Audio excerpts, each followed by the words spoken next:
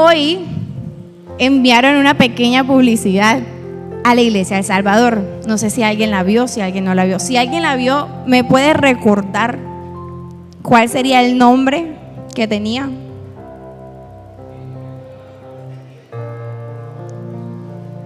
Excelente. Mi dependencia de Dios versus mis decisiones. Y ese es un recordatorio para que usted siga a la iglesia en sus redes sociales. Estamos en Facebook, en Instagram y también tenemos un grupo de WhatsApp. Únase, si no tiene el número, pregúntele al pastor o a algún líder y ellos con mucho gusto lo van a dirigir. Y en YouTube también, para que no se pierda de nuestros eventos, publicidades y anuncios. Informaciones que vienen desde el pastor y pueda tener un canal un poco más directo y pueda interactuar con nosotros. Entonces, mi dependencia de Dios versus mis decisiones. Ese es el título del mensaje de hoy. Y hace una semana yo estaba en mi casa cómodamente, me acerqué a mi papá, el pastor, a preguntarle algo. Yo no iba a buscar nada, se los prometo. Yo solamente le iba a contar algo que me había pasado en el día.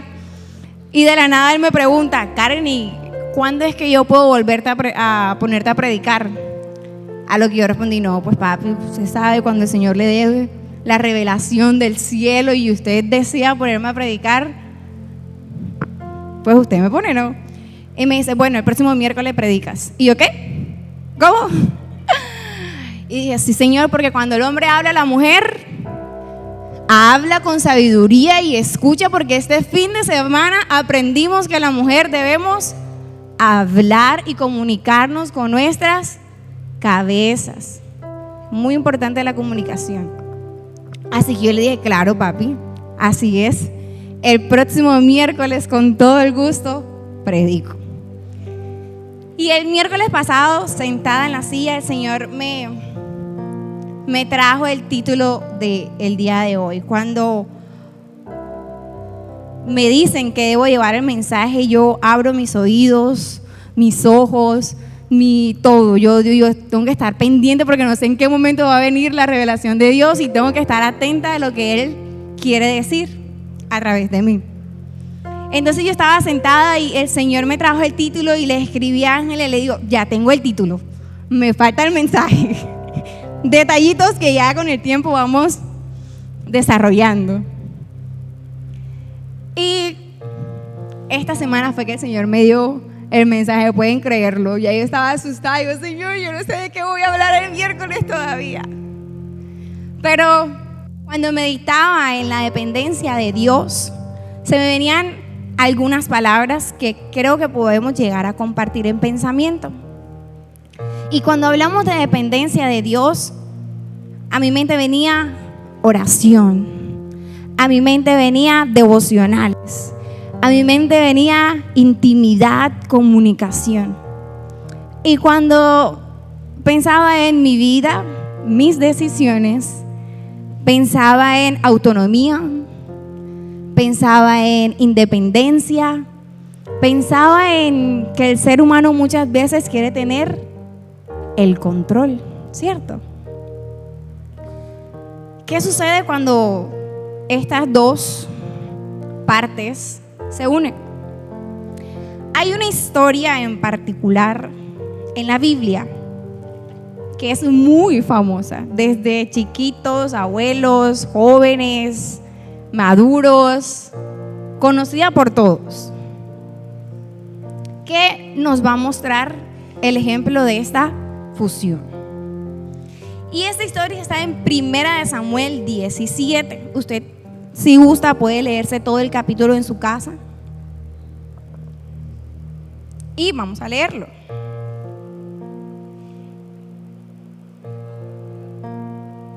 Ya saben de qué se trata la historia. Dice en 1 Samuel 17:4: un famoso guerrero oriundo de Gat salió del campamento filisteo. Su nombre era Goliat. Entonces esta es la historia de Goliat y David. En el verso número 45, antes de llegar allá le voy a dar un poco de contexto a los que quizás no conocen aún la historia. El pueblo de Israel estaba en guerra en contra de los filisteos. Goliat era un gigante. De hecho, en el verso número 4 en adelante empiezan a dar todas las características que tenía Goliat y todas las características de su armadura. Entonces podemos decir que era alguien bastante corpulento, alto. Dice que era un gigante. Y Goliat intimidaba y desafiaba y se burlaba del pueblo de Israel. Y nadie en esos momentos le había hecho frente a Goliat. Nadie le había puesto un límite, nadie le había dicho basta, suficiente. No. Pero en el verso número 45 aparece un joven que se llama David. David, ¿cómo se enteró de esto? Fue porque David tenía que hacerle un mandado a sus hermanos. Entonces David llegó al lugar y vio lo que estaba pasando y se quedó ahí hablando. Se quedó ahí chismoseando, como diríamos en esta época. Y uno de sus hermanos se da cuenta y le dice: oye, ¿a ti qué te pasa? Yo te conozco que tú te metes donde no tienes que meterte. Y él le dice: pero ¿cómo así? Yo no estoy haciendo nada. Y la gente le dice eso, total, que eso va pasando de voz en voz. Y eso llega al rey Saúl. Saúl lo manda a llamar y él le dice: ¿cómo así que un gigante va a venir en contra del pueblo de Israel? No, señor. Total que Saúl le pone armadura, vestidura, no le queda grande, no puede ni con la espada porque era un joven debilucho, pequeño. No era precisamente un hombre, un soldado, no. Pero aún así David toma una decisión valiente. Aún así David decide tomar el control de la situación y entregarla a Dios. Entonces ahora sí acompáñenme al verso 45. Primera de Samuel 17:45. Y dice: David le contesta ya aquí a Goliat. Él está en la línea de batalla. Goliat antes de eso ya se había burlado de David. Pero David le contesta y le dice: tú vienes contra mí con espada y jabalina, contra lanza y jabalina. Pero yo vengo a ti en el nombre del Señor de los ejércitos, el Dios de los escuadrones de Israel, a quien has desafiado. Hoy mismo el Señor te entregará en mis manos, y yo te mataré y te cortaré la cabeza. Hoy mismo echaré los cadáveres del ejército filisteo a las aves del cielo y a las fieras del campo, y todo el mundo sabrá que hay un Dios en Israel. Todos los que están aquí reconocerán que el Señor salva sin necesidad de espada ni de lanza. La batalla es del Señor y Él los entregará a ustedes en nuestras manos. ¿De quién era la batalla en ese momento? Del Señor. Eso es algo muy importante. La batalla era del Señor. David no se presentó para decirle: no, porque esa batalla va a ser mía y yo te voy a ganar porque yo vengo con Dios, pero esta batalla es mía. Él no se estaba dando un crédito a él mismo. Él ya estaba aclarando que él dependía completamente de lo que el Señor estaba haciendo. David no fue con una fe ciega. David no tuvo una pasividad enfrente de la situación. David tuvo una acción sumado a una dependencia total de Dios. Ahí había una confianza en Dios absolutamente entregada al 100%. Pero este mismo David que entregó a Dios y dependió a Dios para ganarle a Goliat y entregarle esta batalla a su pueblo, a él, en nombre de él, este mismo David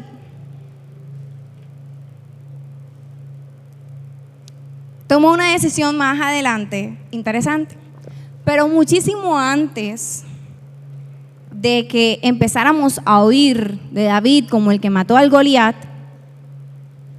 la historia de David no comienza ahí en Goliat, sino que comienza mucho antes. De hecho, comienza antes de que el profeta Samuel llegara a la casa de Isaí. Dice en 1 Samuel 13:14, si gustan pueden buscarlo.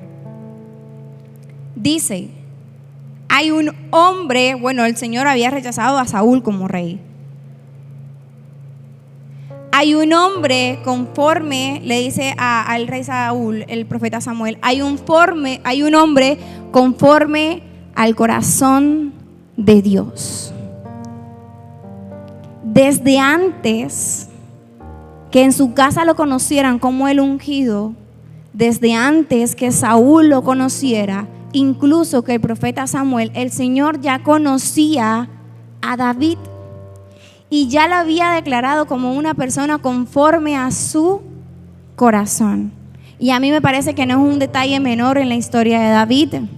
Desde antes de que él fuera popular y fuese el ungido de Dios, Dios ya lo conocía como un hombre conforme a su corazón.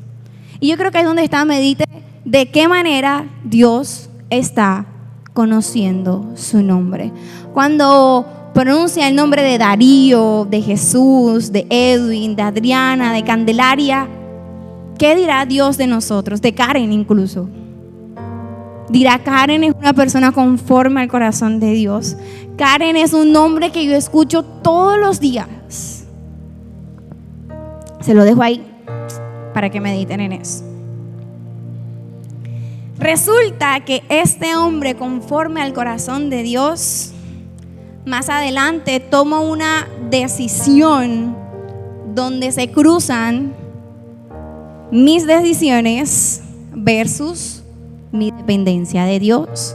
En la primera historia vemos que David hace todo bien, pone primero a Dios en todo, y él va con una confianza absurda en Dios a enfrentar un gigante, y aún así no era su pelea, sino que era la pelea de Dios. En 2 de Samuel 11, nuevamente Jerusalén estaba en guerra, pero esta vez la guerra no era contra los filisteos. Esta guerra era contra los amonitas, y eso lo encuentra en 2 de Samuel. Y dice 2 de Samuel 11:1, dice: en la primavera, que era la época en que los reyes salían de campaña, David mandó a Joab con la guardia real y todo el ejército de Israel para que aniquilara a los amonitas y sitiara la ciudad de Rabá. Pero David se quedó en Jerusalén. ¿Dónde se quedó David? ¿Qué decisión tomó David en ese instante? No ir a la guerra. ¿David qué hizo? Se quedó. Normalmente, ¿qué debían hacer los reyes en la primavera? Ir a la guerra. Ellos no debían quedarse. Pero David toma esta pequeña decisión. Ustedes ven como algo grande. Él es el rey, ¿no? Tiene un ejército enorme. Un ejército que también está respaldado por Dios. Así que yo veo esta decisión y digo, que vaya o que no vaya, ¿cuál es la gran diferencia que podamos encontrar? Pero aquí en ningún momento encontramos que David le haya consultado esto a Dios. David solamente tomó la decisión de no ir, de quedarse. David no estaba donde él debía estar. Había una responsabilidad que no asumió, que la delegó porque ¿a quién envió? A Joab. Y ese espacio vacío abrió las puertas a malas decisiones. Dígale que está a su lado. Un espacio vacío abrió las puertas a malas decisiones. El que David no asumiera su responsabilidad y su rol como rey le abrió una puerta a malas decisiones. Luego, más adelante, en el mismo capítulo, ¿saben qué historia viene?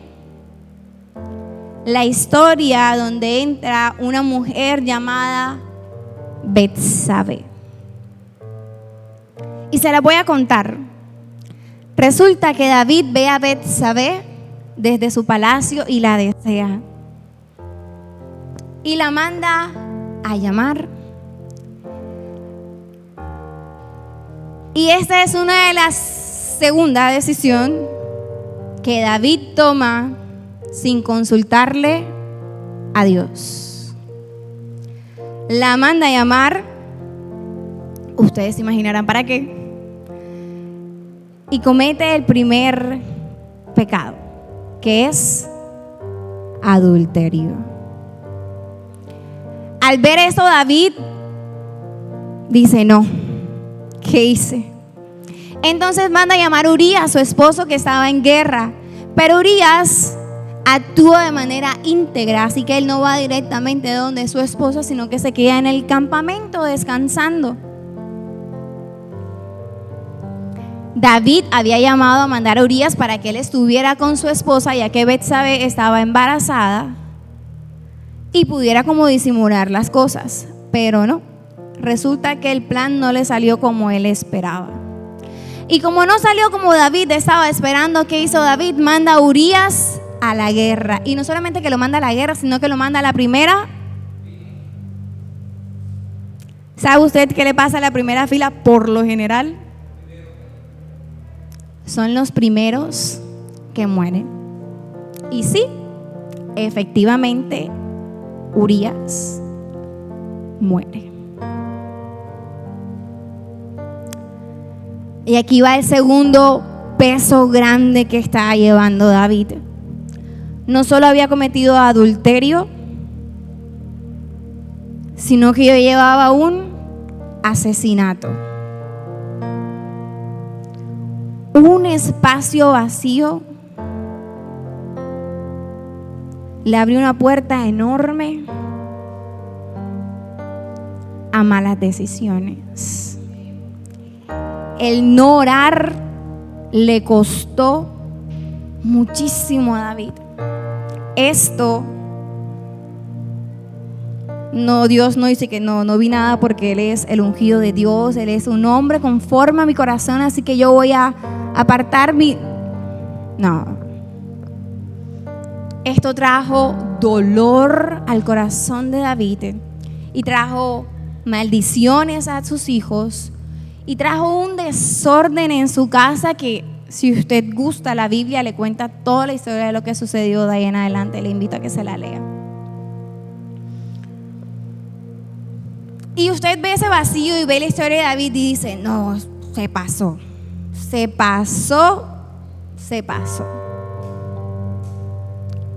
Pero ¿y yo? ¿Y mis vacíos? ¿Y mi falta de consulta con Dios? ¿Y mis decisiones?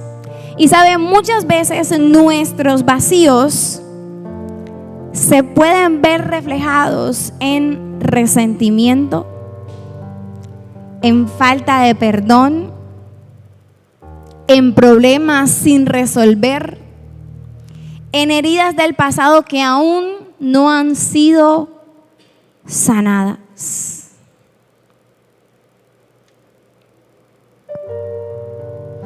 Cuando nosotros hablamos de una dependencia hacia Dios total, hablamos de oración, hablamos de palabra y hablamos de consejo. ¿Sabe? A David llega el profeta Natán y lo confronta. Yo anhelo que usted pueda llegar a tener personas que lo confronten y le den un consejo de parte de Dios.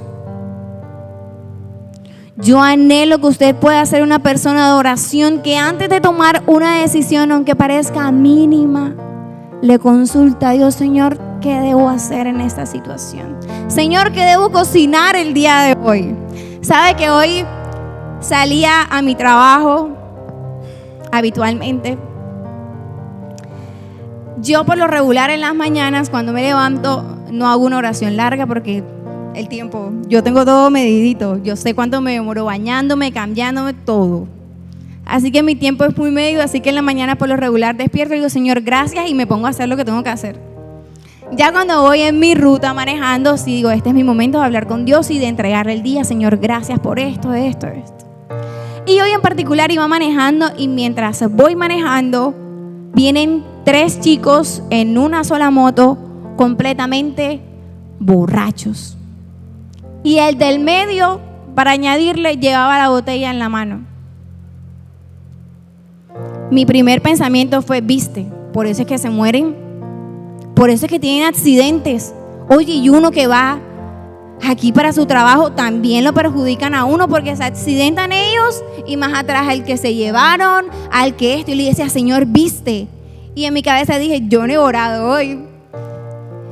Y se me vino mi mamá a la cabeza. ¿Sabe que mi mamá, cuando escucha una ambulancia, aunque no la vea, solamente con el sonido dice: Señor, ten misericordia de las personas que van ahí?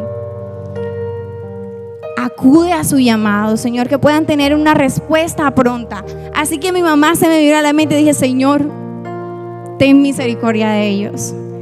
Ten misericordia de esas almas perdidas, Padre, porque yo no sé qué vacío están llenando en su vida, pero ten misericordia de ellos. Y ten misericordia, Señor, de los que vamos alrededor de ellos, porque muchas van a su trabajo, muchos llevan su colegio, a los niños al colegio, y muchos anhelan llegar a su casa a descansar. Y mientras iba en la moto, y le dije: Señor, necesito tener un corazón más como el de mi mamá, que ella ve una necesidad, dice: Señor, ten misericordia. Y yo creo fielmente que así nos ve el Señor a nosotros, porque perfectos no somos. Y hoy le contaba a mi mamá y le decía: mami, yo le decía: Señor, dame un corazón como el de mi mamá, porque yo lo primero que pensé fue: viste, por eso es que se mueren. Oye, qué necesidad hay. Pero ustedes lo vieran cómo iban manejando, eso se iban cayendo. El de la mitad se le ponía de pie. Yo decía: Señor, qué locura, hoy es miércoles. O sea, y mi mamá me dijo: no le pidas al Señor un corazón como el mío, pídele un corazón como el de Él, que es más compasivo, que Él se desborda en amor. Esto refiriéndome a la oración, a lo importante de entregarle estos momenticos. Y yo confío y espero que esos jóvenes hayan podido llegar a su casa y no hayan tenido ningún inconveniente, y que nadie haya resultado en medio de su imprudencia, porque estaban siendo imprudentes en sus malas decisiones, tratando de llenar vacíos con alcohol, con drogas y no sé con cuántas cosas. Pero usted y yo también intentamos llenar vacíos con cosas que no vienen de parte de Dios, con consejos incluso que no vienen de parte de Dios, camuflajeados en: yo quiero verte bien, y resulta que lo quieren ver a uno es derrotado. Entonces yo debo estar atenta y poder tener el Espíritu Santo para poder discernir qué viene de parte de Él, y que simplemente debo decir: muchas gracias, Señor te bendiga. Depender de Dios significa buscar una guía bajo la oración, bajo su palabra, bajo sus consejos. Y si usted no sabe a quién pedirle consejos, o no tiene una persona aún de confianza, la palabra está llena de ellos. ¿Sabe? David se arrepintió de sus pecados y le costó, créame que le costó.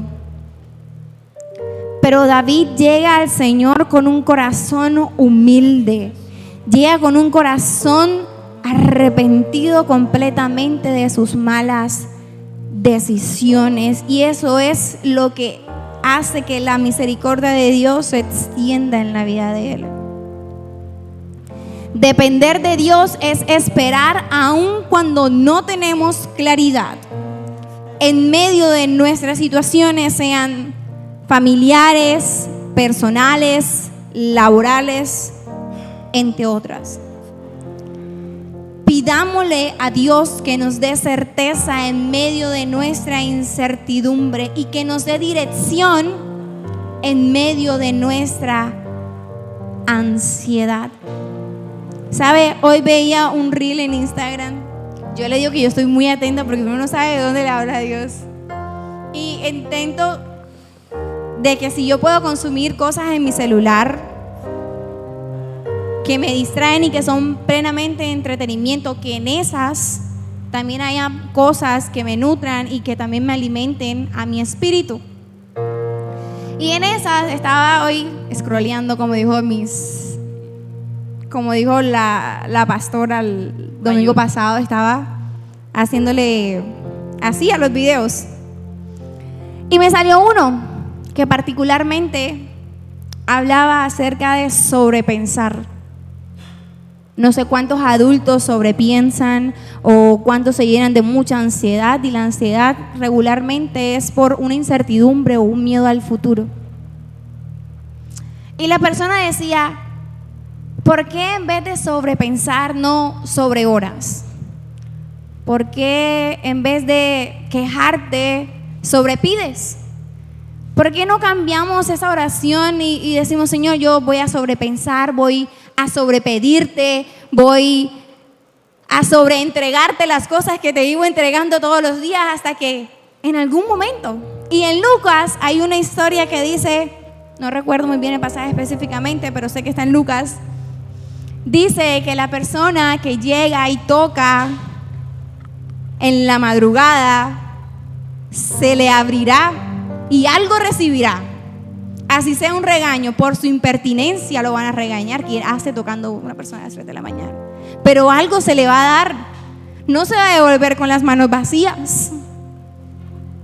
Entonces yo quiero que usted hoy se vaya con eso a su casa. Yo antes de pensar voy a orar, después pienso y después actúo. Eso debe ser nuestro diario vivir de ahora en adelante. Amén. Una vida de oración, porque necesitamos orar más. El Señor confrontaba tanto mi vida y yo en esta semana he sentido que cualquier cosa te digo, Señor, pasó esto y así esto. Señor, otra vez pasó esto. Señor, vuelvo y te entrego esto. Y el Señor me decía, te falta orar más. Y yo decía, Señor, más. Ya no estás cansado de escucharme. Nos falta orar más. Orar antes de hacer. Orar porque debe ser lo primero en mi agenda. Orar porque yo dependo de la oración. Yo dependo de mi comunicación con el Padre. Y no hay manera en la que Él me conozca a mí si yo no le hablo. Si yo nunca hubiese hablado de mi vida, mis padres no conocerían mi voz. Si yo nunca hubiese interactuado con ellos, ellos con una sola mirada no sabrían mis necesidades. Mi papá tiene una particularidad, y es que él puede leer los ojos de la persona. Y sé que a muchos le ha pasado aquí en la iglesia que si mi papá los ve a los ojos y le dice, ¿tienes algo? No, pastor, yo no tengo. Sé que a más de uno le ha pasado. ¿Sabe por qué? Porque en mi casa ha pasado. Y lo he visto particularmente con mi hermana. Mi papá llega y dice, ¿qué tienes, hija? No, papi, yo no tengo nada. Y Ángela, a la voz de mi papá, es muy susceptible, y cuando mi papá la mira a los ojos, no me mientas que yo sé que tienes algo. También lo he escuchado con hermanos de la iglesia. Dice, yo cuando vine del ensayo vi a Grace, ya yo le vi los ojitos, ya yo se los conozco. Dios, no hay manera en la que Dios me conozca si yo no le hablo, si yo no interactúo con Él, si yo no le busco? Y sabe, haciendo un salto, la dependencia de David se construía en la medida del tiempo, recordando la fidelidad de Dios. Y yo sé que más de uno aquí ya ha tenido una victoria en el Señor. Entonces, que en los momentos de debilidad, en los momentos de proceso, en los momentos en los que se nos olvidó, recordemos la fidelidad de Dios en nuestra vida. La fe de David no era una fe improvisada, no era una fe de vez en cuando, no. Era una confianza basada en una experiencia real con Dios. Y la dependencia habla antes de ver y antes de tener resultados. Y yo sé lo difícil que es confiar sin tener ninguna certeza, confiar viviendo un momento de incertidumbre constantemente. Y puede que mi dolor, mi incertidumbre no sea igual que la suya, pero es difícil, pero vale la pena. Vale la pena caminar ciegamente en la confianza del Señor. ¿Cómo estoy yo enfrentando a mis Goliaths? ¿Con miedo? ¿Con fe? ¿Con confianza? ¿Los estoy enfrentando o los estoy obviando? ¿O estoy decidiendo simplemente no verlos y decir, ¿sabes qué? Aquí no está pasando nada, yo voy a seguir tomando mis decisiones?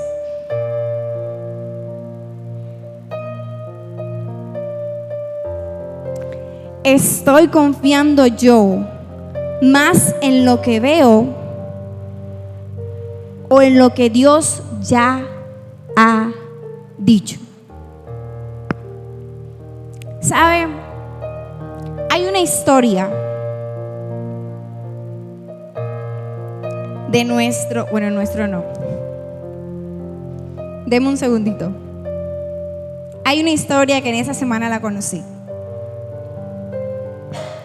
Y es una historia donde aparece el presidente Lincoln.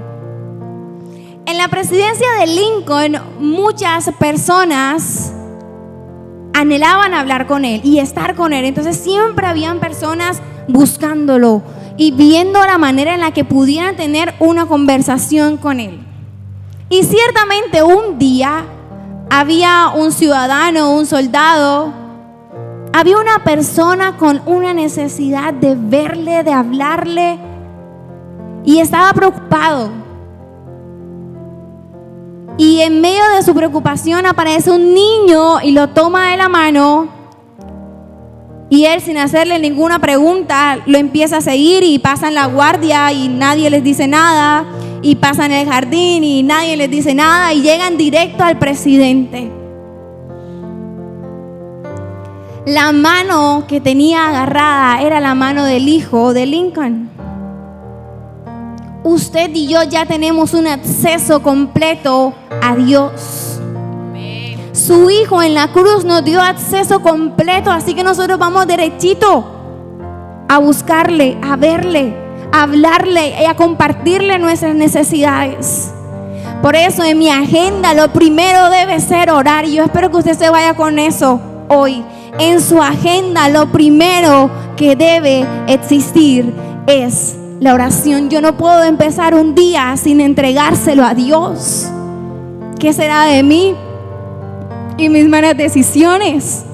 ¿Qué será de mí y esos vacíos que aún me faltan por llenar y esas heridas que aún me faltan por sanar? Por eso, en mi agenda lo primero que debe existir es la oración.